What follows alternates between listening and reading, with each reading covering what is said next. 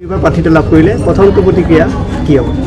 প্ৰথমে মই ধন্যবাদ জ্ঞাপন কৰিছোঁ আমাৰ সন্মানীয় অসম ৰাজ্যিক ভাৰতীয় জনতা পাৰ্টিৰ সন্মানীয় সভাপতি দিলীপ শইকীয়া ডাঙৰীয়ালৈ আৰু অসমৰ জনপ্ৰিয় মুখ্যমন্ত্ৰী ডক্টৰ হিমন্ত বিশ্ব শৰ্মা ডাঙৰীয়ালৈ, আমাৰ স্থানীয় বিধায়ক তথা অসম বিধানসভাৰ অধ্যক্ষ বিশ্বজিৎ দৈমাৰী ডাঙৰীয়ালৈ, অসমৰ কেবিনেট মন্ত্ৰী পীযুষ হাজৰিকা ডাঙৰীয়ালৈ আৰু ইয়াত BTC নিৰ্বাচনৰ কাৰণে যি ভেৰগাঁও সমষ্টিৰ কাৰণে প্ৰভাৰী পঠাইছে তেখেত কমল কুমাৰ মেধি ডাঙৰীয়ালৈ আৰু লগতে জিলাৰ সভাপতি প্ৰমুখ্যে কাৰ্যকৰ্তা আমাৰ মণ্ডল সভাপতি প্ৰমুখ্যে শ্ৰদ্ধা কাৰ্যকৰ্তাসকলক মই ধন্যবাদ জ্ঞাপন কৰিছোঁ, কাৰণ তেওঁলোকে বিশ্বাস কৰি ইয়াত 32 নং ভেৰগাঁও সমষ্টিৰ কাৰণে বিজেপিৰ পৰা প্ৰাৰ্থিত্ব মোক প্ৰদান কৰিছে।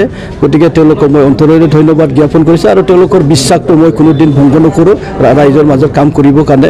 ইয়াত চাওক, ৰাইজে মানে স্বতঃস্ফূৰ্তভাৱে ওলাই আহিছে।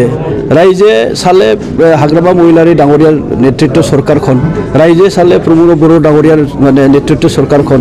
গতিকে তেওঁলোকে অনুভৱ কৰিছে ইয়াত বিজেপি দলৰ বাদে বিজেপি মানে চৰকাৰৰ বাদে BTCত উন্নয়নৰ কিছু কমি ৰৈ যাব।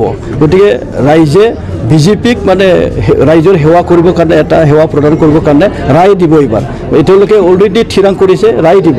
গতিকে হাগ্ৰামা মহিলাৰী ডাঙৰীয়া তথা BPF-এ প্ৰমোদ বড়ো ডাঙৰীয়াৰ তথা UPPলে তেওঁলোকৰ ষ্টাইলত তেওঁলোকে নিৰ্বাচনী প্ৰচাৰ কৰিব। আৰু আজিৰ তাৰিখতো কোনেনো মই দুৰ্বল বুলি কৈ লওঁ, কোনোতো নকয়, হয় না নহয়? আজি ভোটাৰ্ছ পাৰ্টিও কয় য'ত 1000 ভোট নাপায়, তেওঁলোকেও কয় মানে আমি বহুত পাম, ইয়াতে বহুত পাম বুলি কয়। গতিকে এইটো ৰাজনীতিত ডাইলগবিলাক থাকিব, কিন্তু আচল কথাটো হ'ল মানে গ্ৰাউণ্ড ৰিয়েলিটিটো আপোনালোকে দেখা পাইছে। ৰাইজৰ যিটো স্বতঃস্ফূৰ্তভাৱে ওলাই আহি যি এটা বিজয় উল্লাসৰ নিচিনা এটা আজি উদযাপন যোৱাকালিৰ পৰা কৰি আছে, সেইটো সঁচাকৈ ৰাইজক মই ধন্যবাদ দিব লাগিব। আৰু ৰাইজে এটা আশা কৰিছে, তেওঁলোকৰ সমস্যা আছে, অভাৱ অভিযোগ আছে, এইবিলাক পূৰণ কৰাৰ কাৰণে বিজেপিৰ ওপৰত নিৰ্ভৰ কৰিছে তেওঁলোকে। প্ৰতিদ্বন্দ্বী বুলি একো নাই, কাৰণ ছেকেণ্ড ডিভিজন পালেও ফেল হ'ব, থাৰ্ড ডিভিজন এটাই জিকিব যিহেতু। গতিকে প্ৰতিদ্বন্দ্বী ইয়াতে মই খুব বেছি মানে দেখা নাই। তিনিকোণীয়া হ'ব নহয়, ইয়াত তিনিকোণীয়া নহয়। গতিকে ৰাইজে অলৰেডি ডিচিশ্যন ল'লে যে ইয়াতে ভাৰতীয় জনতা পাৰ্টিৰ কেণ্ডিডেটক জিকাবৰ কাৰণে। গতিকে আমি হিউজ ভোটত মানে জয়লাভ হ'ম।